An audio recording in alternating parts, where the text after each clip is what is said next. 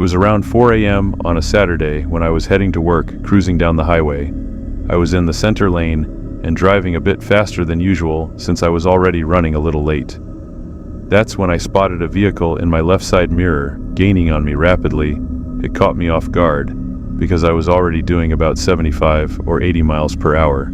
So for it to be closing in that fast, it had to be going at least 90, maybe closer to 100. The car flew up next to me, a silver two-door coupe, and naturally I glanced over to see who was inside.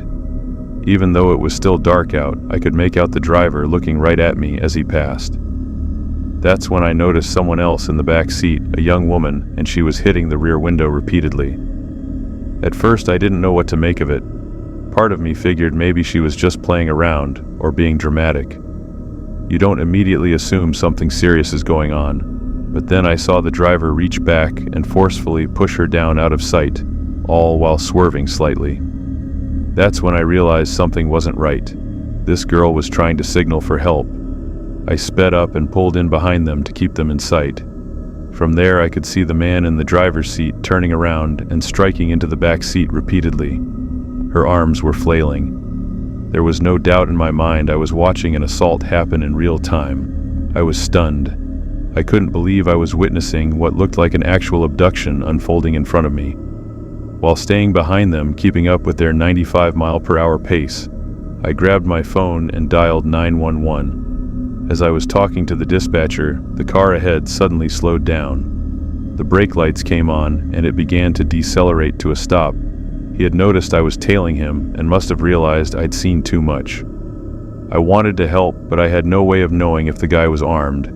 So instead of stopping, I veered around him and hit the gas. Still wanting to keep track of the situation, I took the next off-ramp, but didn't go all the way up. I waited there on the shoulder, watched as the car sped past me on the highway, then cut across the grassy median to get back on the road, and follow again, still on the line with emergency services. I was going well over 90 to catch back up. As I started to close the distance, he must have spotted me again, because he suddenly began braking, clearly trying to block me. I attempted to pass, but he swerved and cut me off. I had to hit the brakes hard. That's when he jumped out of his vehicle and started charging toward me, holding something in his hand. Panicking, I threw my car into reverse and backed up fast until he stopped coming at me. As soon as he turned around, I shifted back into drive and sped past him before he could get back into his car. The 911 dispatcher told me that a state trooper was nearby ahead and instructed me to keep going until I passed them. I was still being chased. He was flying down the road right behind me at dangerously high speeds. Then finally, I saw flashing red and blue lights in my rearview mirror right behind him. The cruiser got in position with me in front, and the guy in the car behind me. He had no room to move, and he pulled over onto the grass shoulder.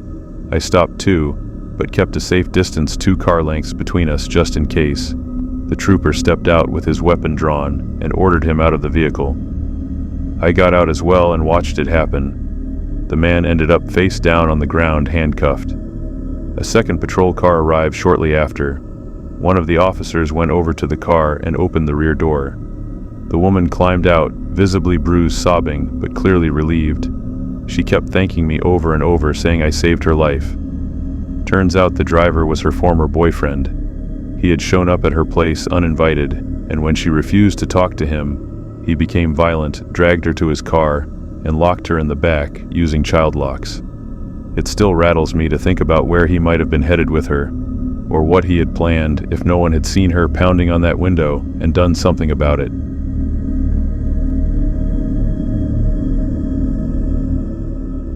I was on my way to visit some family in Cambridge to cheer on a relative who was running in the city marathon. I had decided to drive out from Milwaukee to Massachusetts, and most of the route would follow Highway 21, of the longest stretches of road in the country. I've never been much of a fan of flying, so I chose to hit the road after work, leaving around 3 p.m. My GPS estimated it would be a 15-hour haul, but knowing how I tend to drive, I figured I could shave an hour off and roll in around 5 a.m. I don't really like stopping much when I'm on long drives. I usually prefer to just power through and get to the destination in one continuous trip. A large chunk of Route 20 passes through open plains and quiet low-traffic areas. By about 1 a.m., close to 10 hours in, I was practically the only vehicle in sight. I had the music cranked to keep myself alert, and while I was definitely starting to feel drowsy, even with 2 coffees in me, I didn't want to pull over for another. I figured the payoff of collapsing into a bed later would be worth the grind now. Out of nowhere, just when it seemed like I had the road to myself, I noticed a set of headlights in the rearview mirror. I was cruising in the left lane when this vehicle started tailing me closely. To be courteous, I merged over to the right lane so he could pass. He did briefly, but then slowed down and maintained his position just ahead of me, lining his rear bumper up with my front bumper. He kept pace with me for a while like that. Eventually, I tried to accelerate and move past him. But as soon as I got ahead, he merged back into my lane and rode right up on my bumper so close it looked like he might actually hit me. Not wanting to get into any kind of altercation on the road, especially not this late, I pressed the gas a little more, trying to create distance, but he matched my speed. When I switched back into the left lane, he mirrored the move. At that point, I knew something was off. It clearly wasn't law enforcement. The truck was an old, beat-up pickup, not any sort of official vehicle. Then the driver started flashing his high beams at me. I didn't slow down. I was honestly kind of shaken. Nothing like this had ever happened to me before while driving. I tried easing the car faster, maybe 5 or 10 miles per hour more, hoping I'd pass a police car or even just any other driver. But the road was completely empty on my side, and only a few cars sped by in the opposite direction. Suddenly, the truck changed lanes again and gunned it.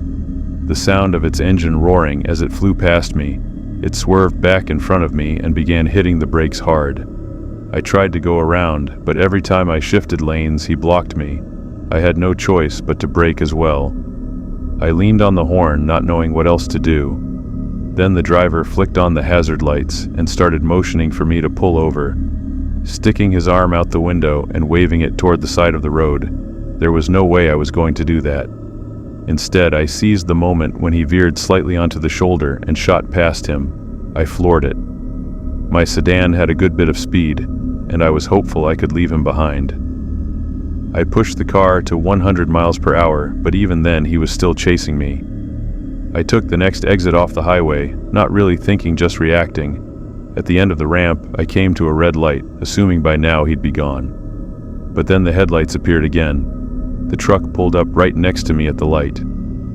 I glanced to the left and saw the window slowly rolling down. Inside were 3 people, probably men, wearing Guy Fawkes-style masks. They just stared at me silently. I couldn't tell what they wanted, but whatever it was, I wanted no part of it. The sight alone was enough to send a chill through my chest. I ran the red light and turned onto the main road. Thankfully, there were other cars around now. A short while later, the truck finally stopped following me. I don't know what their intentions were, but it clearly wasn't just some case of irritated driving. It felt a lot more threatening than that. I never caught the license plate, if there even was one, and all I remember is it was a black pickup from the 90s, nothing fancy. I ended up pulling into a Walmart parking lot and sleeping for a few hours. Around 8 a.m., I got back on the road and finished the trip. When I got to my family's place, I told them the whole story. Now I always warn people to be extra careful driving alone late at night, especially through remote areas. You never know who else might be out there.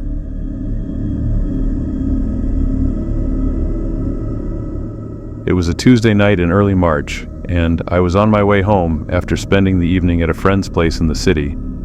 The drive would normally take about an hour if the weather cooperated, but a thick fog had rolled in, blanketing the remote highway in a heavy gray mist just after midnight. This particular road was usually deserted at that hour, aside from the occasional semi-truck rolling through, often bearing license plates from states I'd never even visited. By 1 a.m., I was exhausted. Hours of walking around town, browsing shops, and cafe hopping with friends had left me worn down. My eyes were growing heavy, and the endless fog made everything ahead blur together, turning the road into a featureless wash of dull gray. I was being cautious, easing off the gas at times and keeping my hazard lights on so that any car behind me would know I was there. Out of nowhere, a car came into view, stopped oddly, with 2 tires on the pavement and 2 on the shoulder. I slammed the brakes and just managed to steer around the rear bumper, my heart pounding from the sudden scare. Shaken, I put my car in park a short distance behind the vehicle to calm down. It was a dark-colored sedan, and as I watched it, slowly shifted fully off the road onto the shoulder. A few seconds later, the driver's side window rolled down, and an arm extended out, motioning as if to signal me to pull over. I was still tense from the near miss, and in the moment it seemed reasonable to reposition my car more securely on the side. The sedan took a soft turn off the main road onto a narrow side lane and came to a stop. The driver's door opened and a tall, thin man stepped out, walking toward me through the haze. He looked like he was in his early 30s, wearing jeans and a black winter coat. As he came closer, my headlights lit up his face, revealing a smile. I cracked my window just slightly, assuming maybe he was about to apologize for parking the way he had. Once he reached my door, he gestured for me to roll the window down further. I shook my head and told him I could still hear him fine. He asked where I was headed, and I replied that I was going home. He mentioned that the fog was supposed to stay thick all night, and said it wasn't safe to keep driving in it. I let him know I was comfortable driving in fog and planned to continue. Then he asked, raising an eyebrow, why I'd pulled over if I was fine to drive. Not wanting to escalate anything, I quickly made up a lie and said I had gotten a phone call and had to stop for a second. He smiled again, but it was different this time, like he knew I was lying. Then he said he lived just a few minutes down the road with his wife and kid, and offered for me to wait out the fog at their place. I declined again. Still, he didn't drop it. He began throwing out statistics about how fog increases the chance of fatal crashes, told me I looked tired, and said I should think about my loved ones before making a risky decision. I stayed firm. That's when the tone changed. His face hardened, and he kept glancing back toward his car. I noticed a movement in the passenger seat. Someone else was in there, though I hadn't seen them before. Suddenly, the man reached for my door handle and tried to open it. Thank God I had it locked. At that moment, the passenger door of his car flew open, and another man jumped out, sprinting toward me holding a baseball bat. I didn't waste another second. I slammed the car into reverse as the first man shouted something to his partner. The guy with the bat swung at my vehicle but missed just barely. My heart was racing. I hadn't pulled too far from the main road, but in the thick fog it was hard to judge exactly where the side lane met the highway. I spun my wheel, threw the car into drive, and prayed there was no oncoming traffic as I merged back onto the main road as fast as I could. I didn't look back once. Even now, whenever I find myself driving that same stretch of highway, I can't help but wonder if those 2 men tried to target anyone else that night. And I still think about what might have happened if I'd rolled my window down a bit more.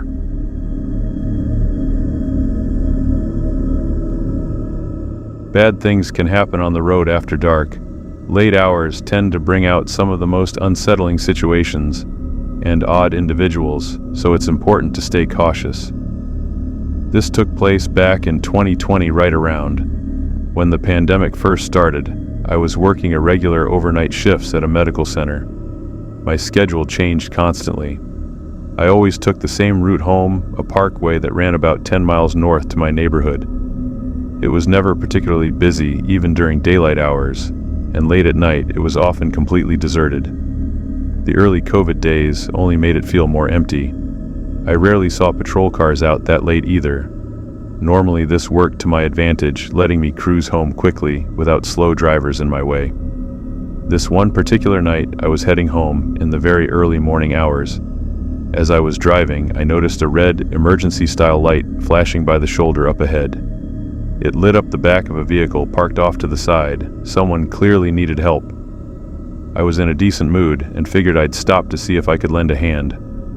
As I passed the car, I saw a man waving both arms to flag someone down. I pulled over ahead of his vehicle, put on my hazard lights, and stepped out to approach him. Judging by his skin tone and faint accent, I'd say he was Latino. His face was covered with a mask, so I couldn't get a good read on his age, but if I had to guess, he was somewhere around his late 20s or early 30s. I asked what the issue was. He told me his battery died after being parked too long. I asked if he had jumper cables since I didn't. He said no. I wasn't sure how else I could really help besides maybe offering him a ride. Then he asked if he could borrow my phone, claiming his had died as well. I didn't love the idea of handing my unlocked phone to a stranger, but I did. I unlocked it and opened the dialer for him. He took it and began walking a few steps away while starting to talk. His car door was still open, and without really thinking, I stepped into the front seat to try starting it myself. To my surprise, the keys were still in the ignition. I turned the key halfway, and the electronics turned on. The hazards blinked, the radio worked. Curious, I turned the key again to see if the engine would start, and it did instantly. I didn't even have time to process what was going on before I suddenly felt arms wrapping tightly around my neck from the back seat. Someone was trying to strangle me. I heard the man who had borrowed my phone yelling, "Hey! Hey!" As he rushed back toward the car, I managed to wriggle free pretty quickly. I turned and saw a teenager sitting behind me. He was the one who had grabbed me. The man with my phone came running, shouting something at the teen. I didn't wait around to hear the rest. I bolted back to my own vehicle and started the engine. Just as I sped away, I heard a loud pop sound from somewhere outside. A few minutes later, I found out that sound had been a gunshot. My rear windshield had been shattered, a visible hole in the center, with spiderweb cracks radiating outward. I couldn't call the police right away because my phone was still with the guy. Once I got home, I immediately told my parents. Then I grabbed the house phone and called emergency services. I told them the whole story, how it was clearly a setup, how someone had been hiding in the back seat, and how the guy still had my phone with full access to everything on it. The police suggested I contact my service provider, Orion Wireless, and request a record of any outgoing calls from the last hour. But the provider's support line didn't open until 7 a.m., so I had to wait. In the meantime, I used my dad's phone to activate Find My Device and remotely lock my phone. I hoped I did that before they could pull up my saved home address. At 7 a.m., I called the carrier and asked if they could look up the most recent outgoing call. The only one recorded was from the day before, a short call to my mom while I was at work. That meant the man never actually made a call at all. And it got worse. All of the cryptocurrency I'd been holding in my exchange wallet worth several $1,000s was drained and transferred to some anonymous digital address, untraceable. The phone stopped showing location data shortly afterward, either turned off or destroyed. I never got it back. About a week later, I was woken up by my mom's voice, clearly alarmed. My dad was knocking on my bedroom door, telling me to come outside. Nervous, I followed. He explained that he and my mom had heard noises coming from our backyard, but when we checked, there was nothing. My mom wanted to call the authorities again, but my dad said we should wait and see if we heard anything else. Nothing else happened that night. I don't know if someone really was back there, but if it was that same man, I hate to think what might have happened. It's been over 2 years since then, so it's probably behind me now. But I'll never stop on the highway for a stranger at night again. Not after that.